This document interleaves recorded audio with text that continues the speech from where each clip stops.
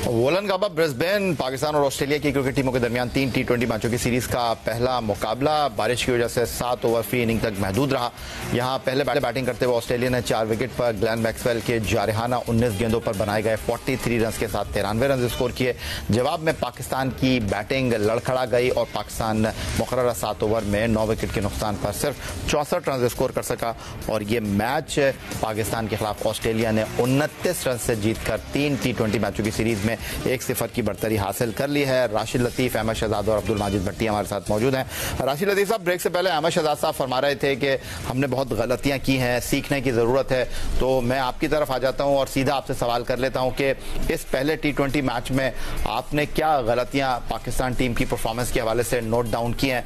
मैं सिर्फ आपसे ये पूछना चाहता हूं कि कहीं आपको ऐसा नहीं लगा कि कप्तान मोहम्मद रिजवान को थोड़ा सा आउट ऑफ द बॉक्स जाना चाहिए था। मैं देख रहा था कि 2 ओवर में 25 रन दिए आफरीदी ने, 2 ओवर में 37 रन दिए नसीम ने, उनके 1 ओवर में 23 रन बने।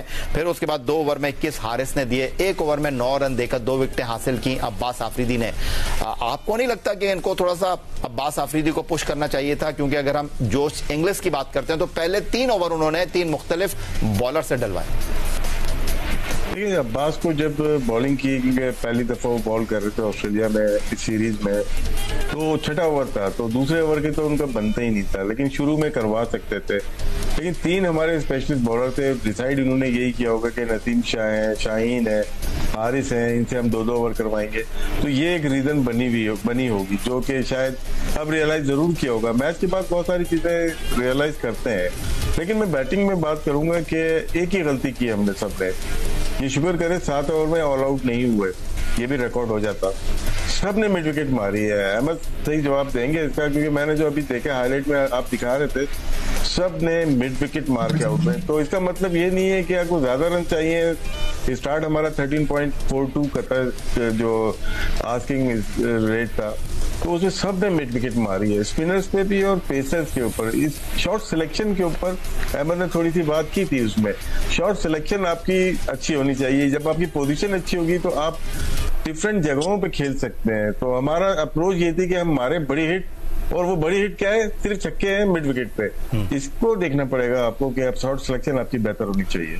चले अहमद, बॉल आपके कोर्ट में डाल दिया राशिद लतीफ साहब ने, और वो ये कह रहे हैं, जरा अहमद से पूछ लीजिए कि अहमद शहजाद साहब, ये जो हमारे बैट्समैन 9 आउट हो गए 42 गेंदों के ऊपर, शुक्र करेंगे हमारी पूरी टीम आउट नहीं हो गई, वरना ये रिकॉर्ड बन जाता। वो ये जानना चाह रहे हैं कि हमारे जो बैट्समैनों का शॉर्ट सिलेक्शन था, हर कोई जो है वो ऑन साइड पर हिट करते हुए आउट हुआ है। अब देखिए यार, मैं थोड़ी सी बात करता हूँ इस पे। एक तो ये है कि हमने एक 7 ओवर के मैच में एक बैट्समैन ज्यादा डाल दिया, समझ नहीं। अगर आपके पास एक स्पिनर होता और अगर आपके फास्ट बॉलर्स को पिटाई हो रही होती, तो आप पेस ऑफ के साथ भी, जिसमें स्क्वायर की बाउंड्रियां गाबा में लंबी होती हैं, तो वो भी आपके पास जो है एक ऑप्शन रहती, जो कि हम गए नहीं उसके पास बिल्कुल भी। हमें लगा कि जिस तरह ओडीआई सीरीज के अंदर फास्ट बॉलर्स ने हमें काम करके दिया है, इस मैच में भी ऐसा ही होगा। लेकिन every day is not a Sunday. आपके पास आपके रिसोर्सेज मौजूद होने चाहिए, नंबर 1 है। नंबर 2 ये है यार भाई, दुनिया की क्रिकेट बहुत आगे चली गई है T20 में। आपके पास ऑलमोस्ट जो है ना 3 बल्लेबाज एंकर रोल प्ले करते हैं प्लेइंग 11 के अंदर, जो कि बाबर आजम है, रिजवान है और सलमान अली आगा है। अब इनके होते हुए आप कंपीट करना चाहते हैं दुनिया की क्रिकेट से। नंबर 1 पे पावर हिटिंग की बात कर रहा हूं, क्योंकि बाबर आजम की भी स्ट्रेंथ देखें, वो एंकर करते हैं इनिंग को। रिजवान की भी स्ट्रेंथ देखें, वो एंकर करते हैं इनिंग को।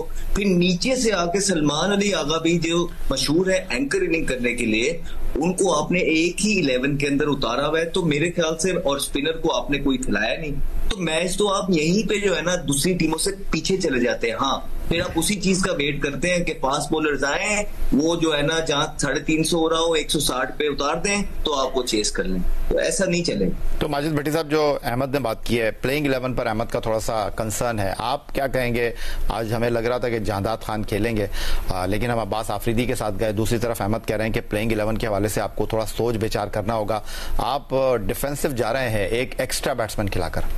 देखिए, वनडे सीरीज में भी यही चीज थी, और मैंने उस वक्त भी कहा था कि आपको एक बॉलर डालना पड़ेगा, स्पिनर डालना पड़ेगा। अब ये मुझे समझ में नहीं आ रहा कि हमारी, अगर आप 92 वर्ल्ड कप की लेगेसी देख लें, जब पाकिस्तान ने वर्ल्ड कप जीता, 2009 को जो T20 वर्ल्ड कप था, इवन चैंपियंस ट्रॉफी जो हम जीते इंग्लैंड में, उसमें हमारे स्पिनर्स ने भी रोल प्ले किया। लेकिन यहां पर आप देखें 3 वनडे गुजर गए, आज पहला T20 हो गया, हम स्पिनर्स को खिलाने की कोशिश ही नहीं कर रहे।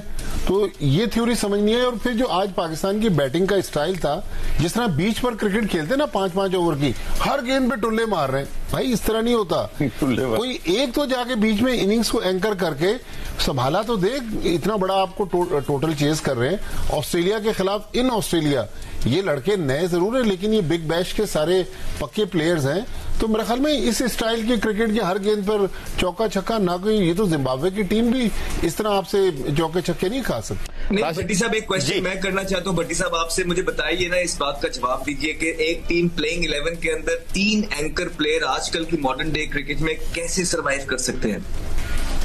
भट्टी साहब बिल्कुल आप सही फरमा रहे हैं, लेकिन अब वही ना इनकी जो थ्योरी है, अब रिजवान एक अलग सोच रखते हैं, जैसन गिलेस्पी अलग सोच रख रहे हैं, टिम नीलसन जो हाई परफॉर्मेंस कोच हैं वो अलग रख रहे हैं, फैसले कर रहे हैं वो बिल्कुल अलग है। और जो मैंने उड़ती उड़ाती सुनी है कि अब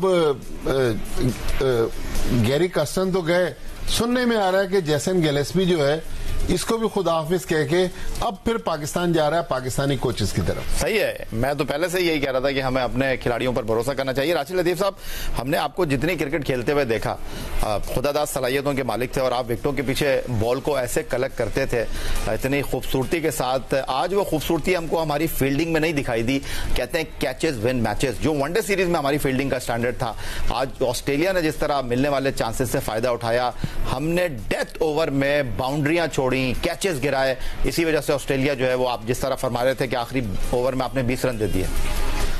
लास्ट ओवर में पहली गेंद पे देखा होगा आपने, बाबरा 4 रन हुए, फिर तीसरी बॉल पे कैच ड्रॉप हुआ इरफान से, हो जाते हैं, लेकिन वो कॉस्ट कर गया हमें, हम आउट हो गए, हमने तो बैटिंग ही अच्छी नहीं की। लेकिन ज्यादा रन बन जाते हैं ना तो आपके माइंड में आ जाता है यार 13+ हमें रन करने हैं, लेकिन हमने किया है। सिर्फ फील्डिंग ही नहीं, थोड़ा सा बॉलिंग का भी, जैसे अहमद ने पहली इनिंग के बीच में बात की थी, दूसरे जब ब्रेक था, कि फास्ट बॉलर ने पावर प्ले में रन जरूर बनते हैं, लेकिन उन्होंने ऐसी बॉलिंग की कि प्रिडिक्ट हो गए थे वो क्या बॉलिंग करेंगे। तो 33 रन वो बने, जिसकी वजह से शायद ये कह सकते हैं 3 ओवर में, लास्ट में 20 बने, 3 ओवर में 53 रन बने। शायद ये कॉस्ट कर गया हमें, बहुत ज्यादा रन थे हमारे लिए, क्योंकि लो बाउंस पे हम मार लेते हैं, हिट मार लेते हैं, लेकिन पेस एंड बाउंस के साथ कट पुल या तो हमारी बहुत अच्छी हो, एक्स्ट्रा कवर अच्छी हो, और या तो हम लेग क्लियर करके स्क्वायर लेग पे खेल सकें, लॉन्ग ऑफ पे खेल सकें। लेकिन हमारा मोड यही था कि हम फ्रंट फुट पे चले जाएं और वहीं से हम कमिट कर जाएं। सिर्फ अभी जो मैंने देखा उस्मान के अलावा तमाम की कोशिश यही थी कि वो बड़ी हिट मारे और बड़ी हिट विकेट पे ही समझ रहे थे ये, तो और बेहतर हो सकता है, 10-15 रन और ऊपर जा सकते थे। मेरे ख्याल से शॉर्ट सिलेक्शन का बड़ा फकदान रहा आज। अहमद सिकंदर बख्श साहब को हम मिस कर रहे हैं, वो इस वक्त फ्लाइट पर हैं और वो कहते थे कि बाबर आजम जो है होटल से पर्चा लिख कर लेकर आते थे, 2 ओवर इससे डलवाने हैं, 3 ओवर इससे करवाना है, 12वां ओवर इससे करवाना है। लेकिन रिजवान जो है, अभी उनके बारे में कुछ कहना कबल वक्त होगा, लेकिन हर मैच में आप टॉस जीतकर फील्डिंग थोड़ी करेंगे। आपको पता है कि आपकी स्ट्रेंथ आपकी फास्ट बॉलिंग है, हारिस नसीम, तो आपको नहीं लगता कि आज आपने जो टॉस जीतकर फील्डिंग का फैसला किया ठीक था? देखिए, जो चीज आपके लिए काम कर रही होती है, कप्तान की कोशिश होती है कि वो उसी चीज से करे, और ये चीज अभी कप्तान के लिए काम की है। जहां तक रिजवान की कैप्टनसी की बात है, पर्चे लिखने की बात है, रिजवान को इतनी कैप्टनसी तो बिल्कुल आती है कि उन्हें पता है कि कौन से बॉलर को कहां पे और क्या सिचुएशन चल रही है मैच की, कहां यूज करना है। बात रिजवान पे ये होती ही नहीं है। बात रिजवान पे यही होती है कि रिजवान क्या यंगस्टर्स जो नए पोटेंशियल वाले आ रहे हैं उनको ग्रूम कर पाएंगे, क्या उनका साथ देंगे, क्या जो पीछे केओस मचा रहा है एक एजेंट के साथ, ये 6-8 लड़के थे, दोबारा से तो वो सिस्टम था। हमारी नजर सिर्फ उस पे, उसकी कप्तानी पे कोई शक व शुबे वाली बात नहीं है। हम सिर्फ चाहते हैं कि जो यंगस्टर्स आ रहे हैं टीम के लिए उनको ग्रूम किया जाए, और पावर अब जिस तरह T20 है, भी रिजवान को खुद भी सोचना चाहिए ना, मैं कप्तान हूँ, राशिद भाई कप्तान है, और मैंने कम्पीट करना है ऑस्ट्रेलिया, इंग्लैंड, इनकी ट्रेविस हेड के साथ करना है, बटलर के साथ करना है, लिविंगस्टन के साथ करना है। मुझे तो उसी तरह के प्लेयर्स चाहिए ना कि जो मैच कर सके उनको।